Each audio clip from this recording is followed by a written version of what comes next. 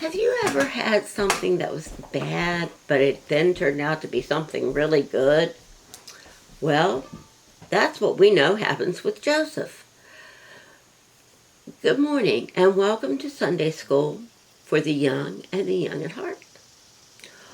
Our activity today is one that you need to do with a grown-up because we're going to finger paint with icing. First, you need to take some white icing, add some food coloring to it, and make the colors that you like best. I made purple and green and yellow. Now you also need a graham cracker and a half a graham cracker broken in half, and that will be for his arms.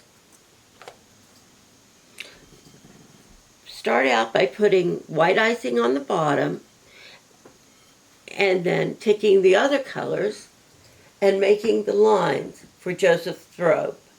I know you're real creative and you can come up with some really pretty designs. And remember, you can always eat your mistakes. Again, this would be better to do after the lesson today.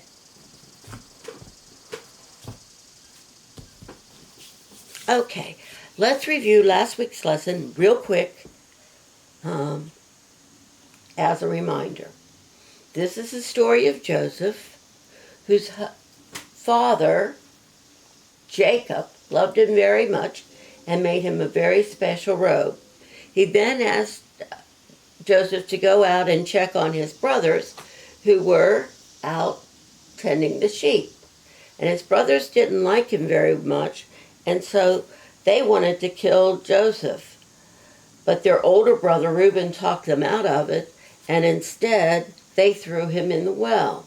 Now, Reuben had planned to go back and get Joseph, but while they were eating lunch, a caravan came by of Israelites, and so they sold Jacob to them. And that's where we left him. So, let's see what happens next. Joseph is then sold to an Egyptian by the name of Potiphar.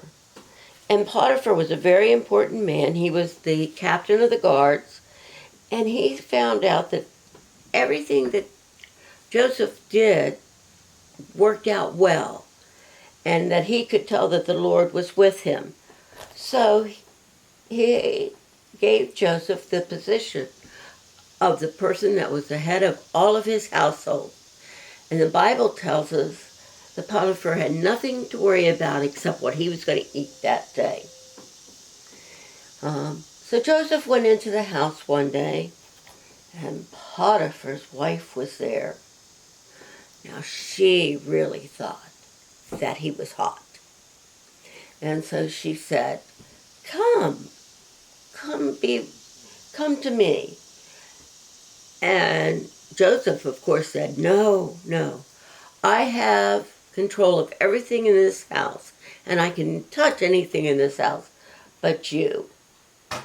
Well, she didn't take no for an answer, so she tried again, and when he said no again, she grabbed his robe as he ran out, and then she did the most terrible thing. She yelled and screamed that Joseph had attacked her. And so Joseph was thrown into jail. Now, this was the jail of the king. And so this will be a very good thing. But he's in jail, and two men come up to him and say, we hear that you can tell us about dreams. And Joseph said, yes. So the one man, who was the baker, said, well, I had this dream. And Joseph says, well, tell me about it. And he said, well, I dreamt Um, First was the man that had the wine. He says, I dreamt that I saw a vine, and on that vine were 3 branches, and I watched them bloom, and I was holding the king's cup, and I gave him more wine. And Joseph says, well, that means in 3 days' time, you're going to be called by the king again, and he's going to forgive you and give you a better position.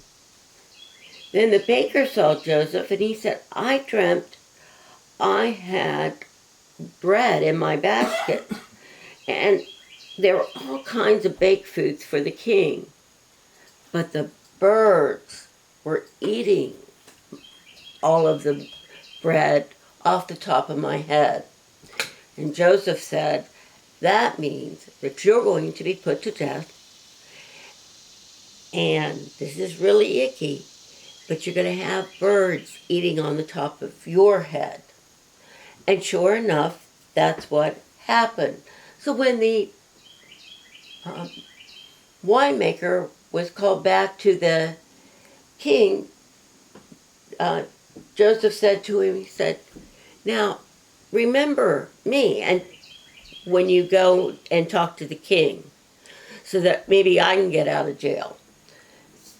So when everything came to pass, the winemaker forgot all about Joseph.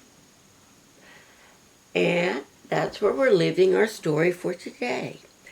Let's go over our Bible verse that we've been working on. And it is, God is our refuge and strength, a very present help in the time of trouble. Psalm 46:1. Why don't you say it with me this time? God is our refuge and strength, a very present help in time of trouble.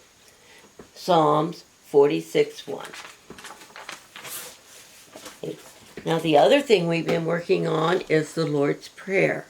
So let's close today by saying the Lord's Prayer. Our Father, who art in heaven, hallowed be thy name. Thy kingdom come, thy will be done, on earth as it is in heaven. Give us this day our daily bread, and forgive us our trespasses, as we forgive those who trespass against us. And lead us not into temptation, but deliver us from evil. For thine is the kingdom, and the power, and the glory forever. Amen. See you next week.